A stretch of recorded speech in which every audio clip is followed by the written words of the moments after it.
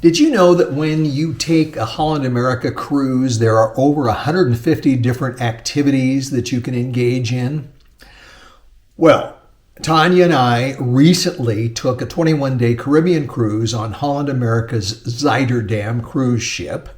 And if you remember from one of our previous videos, when we were planning this trip, our idea was to try and relive some of the romance and excitement that we had on our first cruise, which was in 1993, when we were shortly after we were married.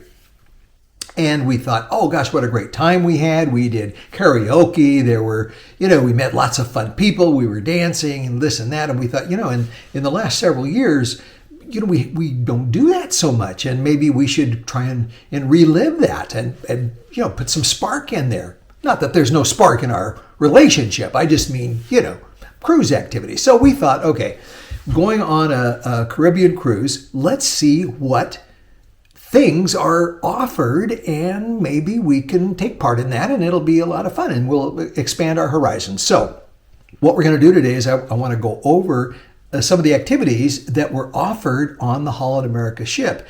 And what I want to try and do is get you thinking about, well, what are the things that you like to do when you're on a cruise? Have you been on Holland America and taken part in some of their activities? What are the things that you enjoy? What things maybe you do not enjoy so much? And please leave comments so that we can have some feedback and a little dialogue between other people that are about to go on one of these cruises or have gone on one. First of all, demographics. Holland America, if you talk to somebody in their 40s, they're going to say, wow, Holland America, that's only really for old people. That is really boring. And it is true that they do tend to skew toward an older demographic. I would say 50, 55 plus. Although the ship that we were on, I'd say that there were most people were over 60. And there were a lot of people in their 70s and 80s, probably a few in their 90s. There were very few young adults or children, although they did have some activities that were geared toward that age group. But, I didn't see any. Or I saw very few young people. So keep in mind, when you go on a Holland America cruise, there won't be a wet t-shirt contest. There won't be water slides or rock wall climbing or that sort of thing, although there will be some enriching activities and some things that you might really enjoy. So on our cruise, what I did was I made a list of all the different activities that there were, and I came up with 150. There's really more than 150. It kind of depends what you call an activity.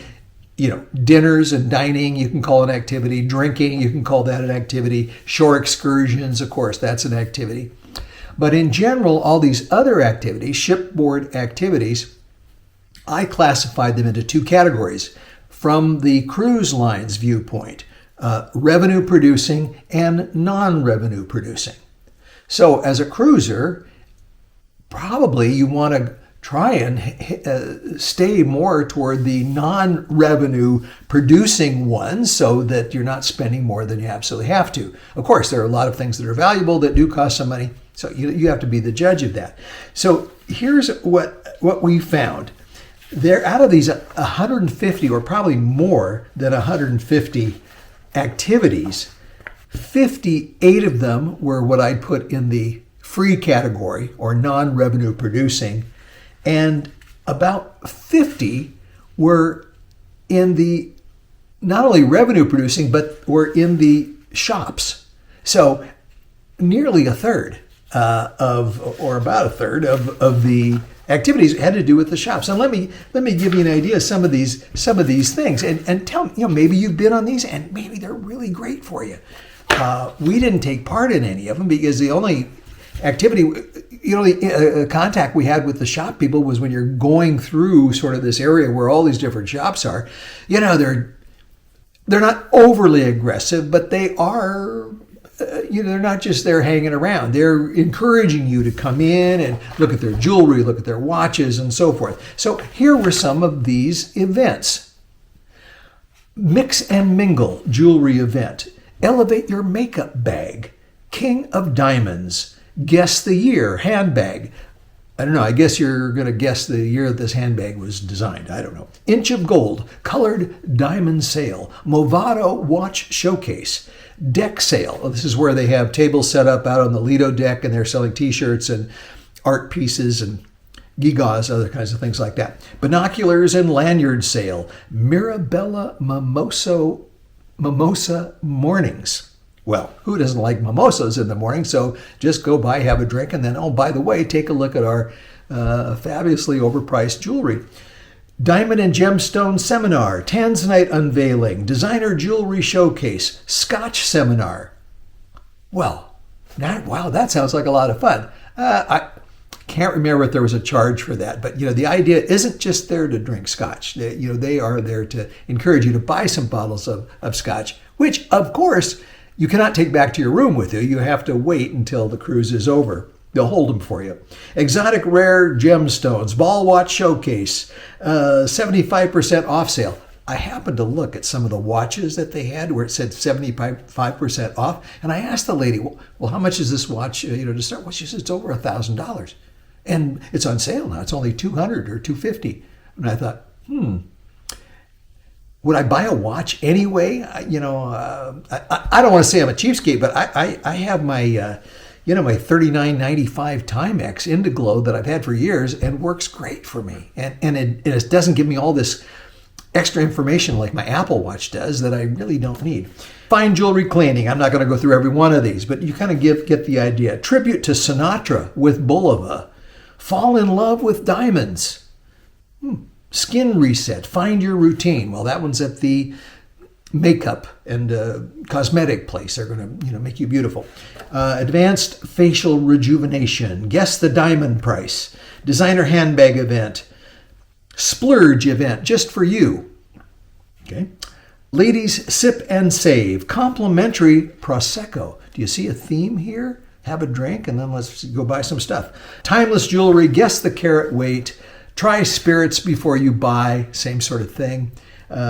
Fragrance sale. Anyway, there's more. Oh, and a runway at sea with Tommy Bahama. So those are all of the things that you can do. And I wanted to show you, I have a copy here of their daily bulletin, and it is kind of nice. What they've done is they have put on their bulletin in gray, highlighted in gray, every one of the events that are a promotion. So it gives you a little bit of an advanced clue, although there are some things on here which are still a promotion, but they don't label it as such.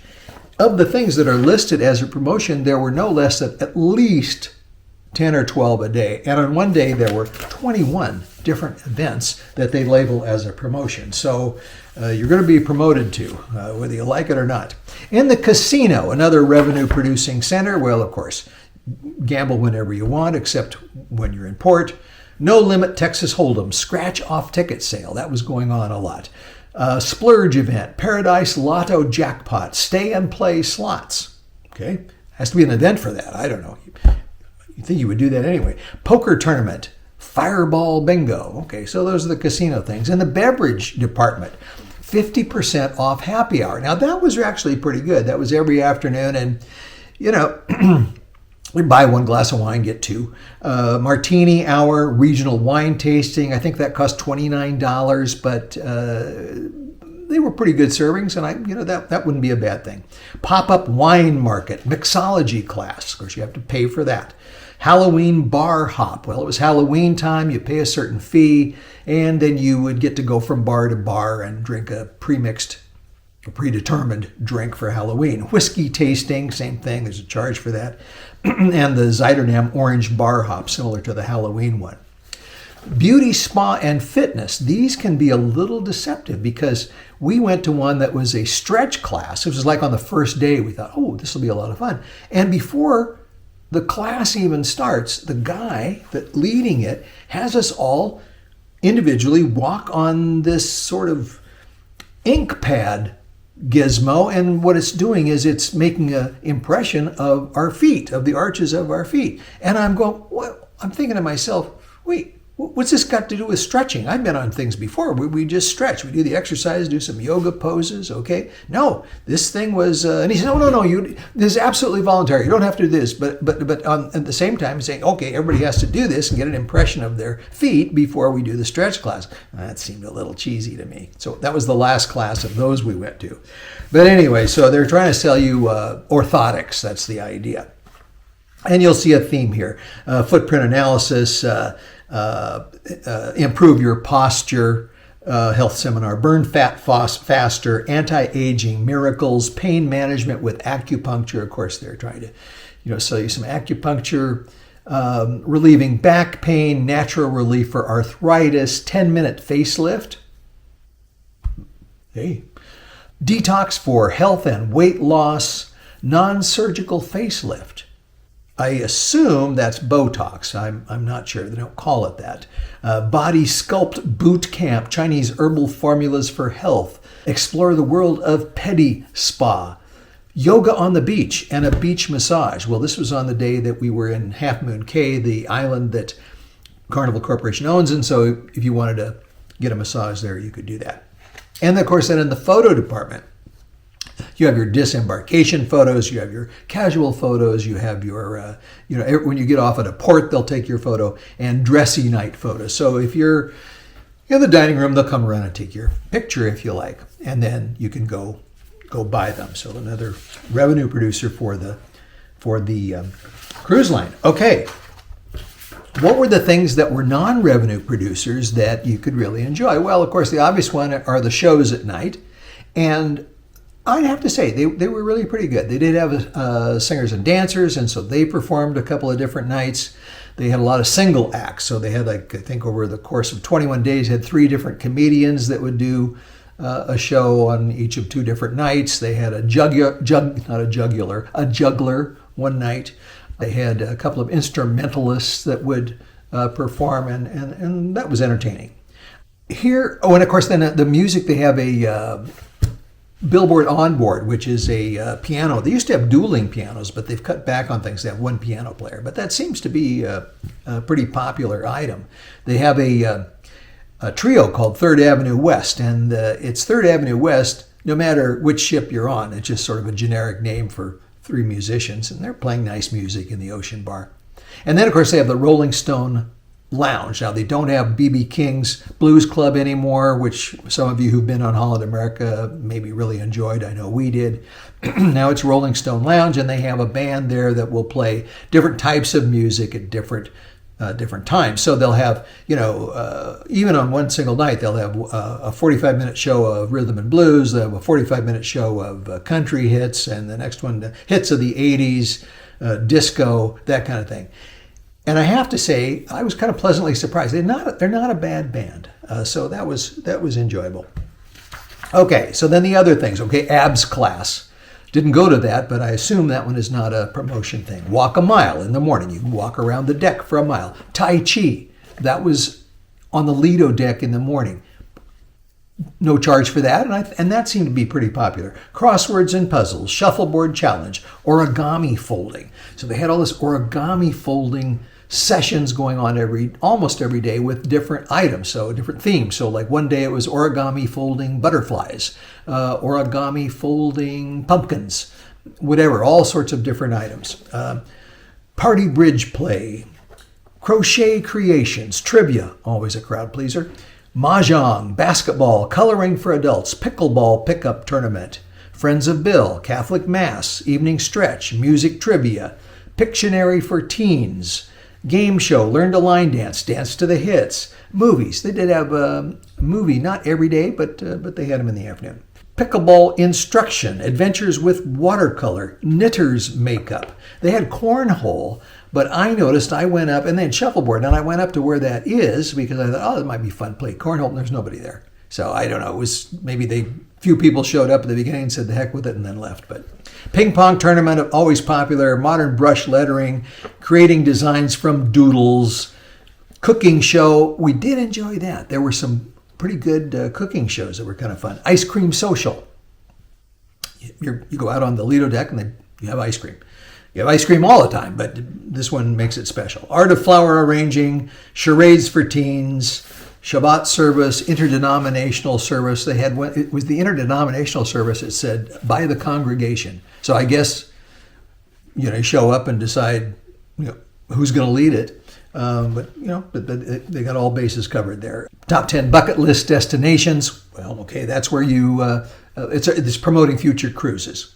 Ballroom dance hour, singles and solos meetup, young adult meetup, pride meetup, military meetup, Ask the Captain, Zuiderdam Team Talent Show, which was very popular, and afternoon tea. So those, I didn't go through all of them. You probably had enough. Our top picks, I'd say, of all the activities. We went to the gym a lot. We liked that. The cooking shows and the music. And that was kind of it. It depends on what your interests are. We just aren't into, or at least certainly I'm not, into crocheting or knitting or origami folding, so those didn't hold much allure for me. But in conclusion, there are lots of things you can do or not, and the idea is pick what's best for you. Or, of course, you can simply relax, hang out by the pool, read books, take a nap, whatever you want to do on a cruise. It's a pretty relaxed, low-key kind of thing. So please, in the comments, let us know what you do. Or if there's any of these that you thought were just terrific, let me know. If some of these you think, Jay, you were really full of beans, you probably should have done a couple of these. You would have really enjoyed it. Anyway, I hope this was helpful, and we'll see you again in the next video. Bye-bye.